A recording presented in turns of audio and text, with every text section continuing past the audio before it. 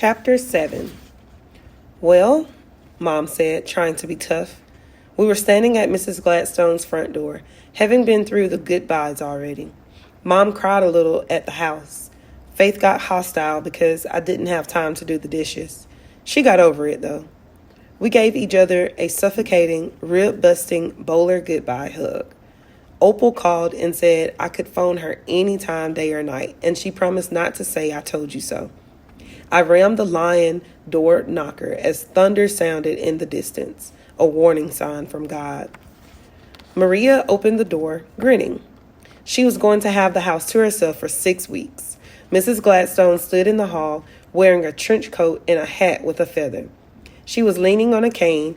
I'd never seen her with a cane before. It was probably to whack me on the head if I did something wrong. She walked slower than usual to Mom and handed her an itinerary of our trip with phone numbers and addresses. I put my suitcases in the hall and told Mom she should probably go. "I'm not going to camp," I whispered. "I'm being paid. It's a grown-up thing." Mom nodded and left, her shoulders shaking. Thunder clapped as we walked to the garage. Mrs. Gladstone stood regally by the car door and rapped her cane on the floor. "And now, young woman, how much experience have you had driving in storms?" "Not much, ma'am." I opened the back door for her and watched her get in. Her face looked pained when she sat down. "Unless you're talking metaphorically," I added, "and then I'm a total ace." I gripped the wheel and stared through the wipers that were whizzing full blast against the heavy rain. The Chicago wind picked up a garbage can lid and hurled it over the Cadillac. I turned left, keeping an eye out for arcs, and headed toward Lakeshore Drive slowly. In driver's ed, we spent an entire period on hydroplaning, what happens when you drive too fast in the rain. Water sticks to the tires ride up on the water, you have no control of the car. It basically means you're doomed. I drove 15 miles an hour in a 35 mile per hour zone, which the truck driver behind me didn't appreciate. Some people have a built-in prejudice against teenage drivers. I looked at Mrs. Gladstone through the rearview mirror. She took a blue pillow out of her big purse and tried to place it under her right hip. She looked up, caught me staring. "Eyes on the road," she barked. I drove past Oak Street Beach, Navy Pier, Grant Park, Soldier Field. I stared straight ahead at the Stevenson Expressway sign, just visible through the downpour. I could hear Mrs. Gladstone moving around, trying to get her leg pillow in place. "Are you okay, Mrs. Gladstone?" "I am." "Did you hurt your leg?" "This leg will make it to Texas," she declared and rapped her cane against the door. That was good. You hate to leave things like legs by the side of the road. I pulled onto the expressway ramp, signaling to all approaching vehicles that I was attempting to merge in a monsoon. I prayed, gripped the wheel, pushed my right foot on the accelerator, and steered the Cadillac between an old school bus and a station wagon.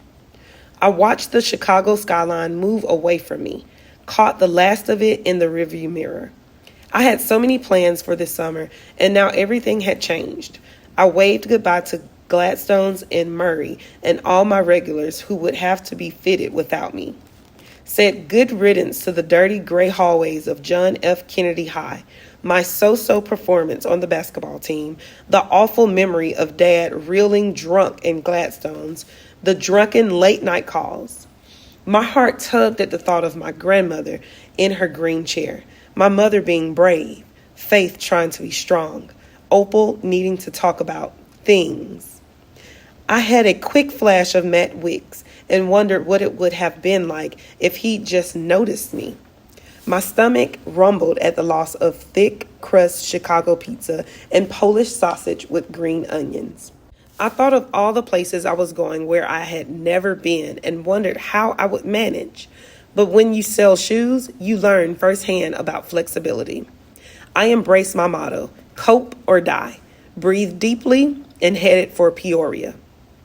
We made it to Peoria in southern Illinois in 4 hours flat due to the torrential downpour and the road construction on I-91 that kept traffic to one lane even though the construction crew had given up long ago and gone home. I was getting pretty good at driving in the rain, and so far Mrs. Gladstone had slept in the back, having taken 2 yellow pills. She did snore, unfortunately, loud, snuffling, Texas-sized snorts. My grandma always said that people who snored were sleeping with enthusiasm. I tried to remember this, but there's just so much enthusiasm a person can handle in close quarters. Mrs. Gladstone and I had lunch in a diner overlooking the Illinois River, which was about to reach flood stage. Any moment now, people would begin hurling sandbags along the banks. Mrs. Gladstone pushed aside her meatloaf Wellington lunch special. I suppose I should call Miles and let him know we're coming. She was referring to Miles Wurlitzer, manager of the Gladstone's shoe store in Peoria. It's better to give employees short notice, Mrs. Gladstone said, pulling her cellular phone out of her canvas bag. Gives you a better sense of what's really happening at the store. Mrs. Gladstone pressed phone buttons. Miles, dear, it's Madeline Gladstone. Surprise, I'm just down the road. I pictured the poor man slumped in horror. Mrs. Gladstone slapped her phone shut and watched the river, looking sad. I thought about what it had to be like to be retiring from her business after all these years. My mother always said the best way to get to know someone was to walk around in their shoes. I didn't think my 9.5s could squeeze into her size 6s, but I gave it a go. I bet this is a pretty complicated trip for you, Mrs. Gladstone, with you retiring and all. She sucked in air and stared out the window. I heard when my grandfather retired from the meat department at Grossinger's, he missed it pretty bad. Just spent hours opening and closing the refrigerator at home because he was so used to working in the cold, slicing up all that beef. Nothing. Well, I think like anything, Mrs. Gladstone, it's going to take some time getting used to. But like my grandmother always said, change is good for you. It might not seem that way in the beginning, but if you stay with it, you'll see. My grandma knew about change too, because she owned a tailor shop. She said all she needed was for people to gain weight or lose it, or for hemlines to shoot up or down. It didn't matter to her. I told her how Grandma had been widowed 3 times. How when her third husband, Lars, died, she said if I saw her heading for the altar again, I'd better scream bloody murder until she turned around. After that, she just dated, I explained. Your grandmother sounds like a piece of work.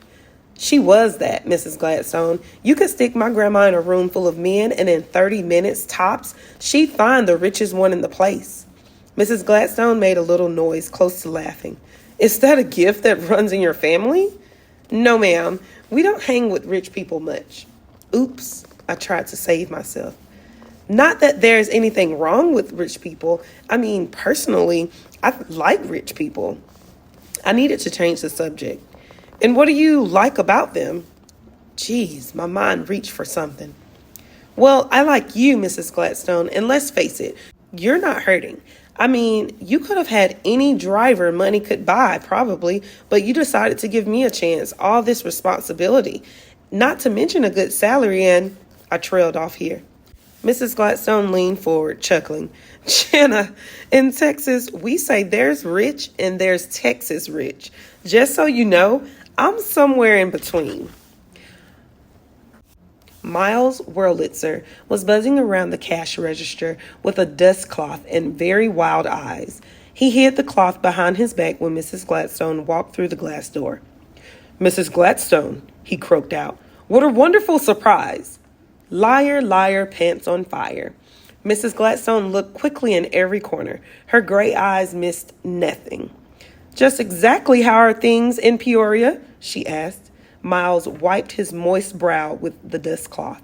Just great, Mrs. Gladstone. Really great. I looked around the store, too. Only one customer. One customer on Saturday afternoon during peak shopping time after a rainstorm? Not too great in my book. A thin salesman put a black pump on a woman who made a face. Much too tight, she said, taking them off. Then she gathered her shopping bags and left. I wondered why the salesman hadn't shown her something else.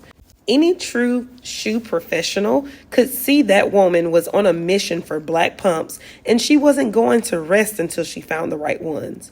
You've got to stay with a customer, even if they go through 10 pairs. He just shrugged and watched her go. I sniffed the air. Something about this store didn't feel right. A rich-looking older woman walked in. He sighed, shuffled to her side. Need some help, ma'am? Now, true, I wasn't looking for shoes, but this guy didn't know that. Mrs. Gladstone hadn't introduced me to anyone. I, a potential customer, was getting ignored, and I knew why. I was a teenager. Excuse me, I said to the salesman. I like to see these loafers in a 9.5 wide. I'll be with you in a minute, miss. He returned to the older woman. I stood extra tall, looked down at the thin salesman, and announced, I believe I was here first. Mrs. Gladstone planted her cane, watching. Miles bit the end of the dust cloth. The older woman smiled at me and said, Yes, she was here first. This was too much for the thin salesman, who got maroon and flustered and knocked over half the Nike display, which was near the back by the purses. A really dumb place, since anyone who knows anything about selling shoes knows the Nike display goes up front in any store because Nikes bring customers inside. And the purses by the Nikes weren't the nice, thick leather kind that we had in the Chicago store either. I checked the inside of one. Cowhide, the label read. I felt the grade. Not much of a cow. The salesman scurried out with a shoebox, quickly put the loafers on my feet. I took 2 steps. They're tight, I said, feeling the cheap heels. They'll break in, he said, eyeing the older customer. I told him no, I didn't think so, not today. Put my stacked leathers back on and studied the Nike display that Miles was putting back together like he was a game show contestant and had 60 seconds to get it right or be rolled in glop. I picked up a pair of Nike Cross trainers. Can I use these effectively for running? I asked. Oh, yes, he said. For long distance running? For any kind of running. Thank you. I walked away, not saying that I knew that cross trainers were okay for short distances, but not for long ones. Mrs. Gladstone motioned me to the door with her cane. I walked slowly past the displays that did not show off the shoes in the best light. The work boots were right across from slippers, which you don't want together, no matter how small the store is. Work and leisure have to be on opposite walls. I looked at the fake leather pumps, felt the plastic soles on the children's Oxfords. I strolled out the double glass door to the parking lot. Jenna Bowler, shoe spy. I walked to the Cadillac, feeling the moist, hot air of freedom. I stared at the double glass door of Gladstone's shoes, Peoria branch, stared at the Gladstone slogan, we're not just selling shoes, we're selling quality. Could have fooled me. Finally, Mrs. Gladstone limped out. She was walking stiffly. Every step seemed an effort. Her cane made clicking noises on the asphalt. I opened the back door and held it open like a palace guard. She looked at me. What did you see in there? I bit my lip because I'd seen a lot, but I wasn't sure if I should say it. Jenna Bowler, she said. What did you see? I took a fat breath and told her as she got into the car. I was getting worked up right there in the parking lot, and I got very heated when I came to the work boot part because I am very good at doing shoe displays and know how to bring out the character in any brand. Put them in their natural environment is my secret. Display them so they look tough. Work boots always go on brick.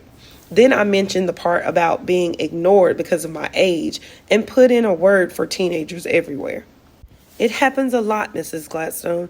Our money is just as good as an adult's. Sometimes we've had to work longer and harder for it. Kids deserve respect when they go into a store. I didn't mention the shoddy merchandise. And what would you do with that store? She asked. I thought about that. Well, I guess first I'd change the traffic flow. Move the Nikes to the window. Get the slippers in the back. Buy the purses. It doesn't matter if purses and slippers are together. Mrs. Gladstone, most customers don't head for the back of the store first. I get the good, fast-moving stuff up front. Retrain the salespeople so they understand what the shoes can do. And if they couldn't be retrained, well, you'd hire new ones. I coughed. Yes, I would. Mrs. Gladstone adjusted her pillow under her thigh.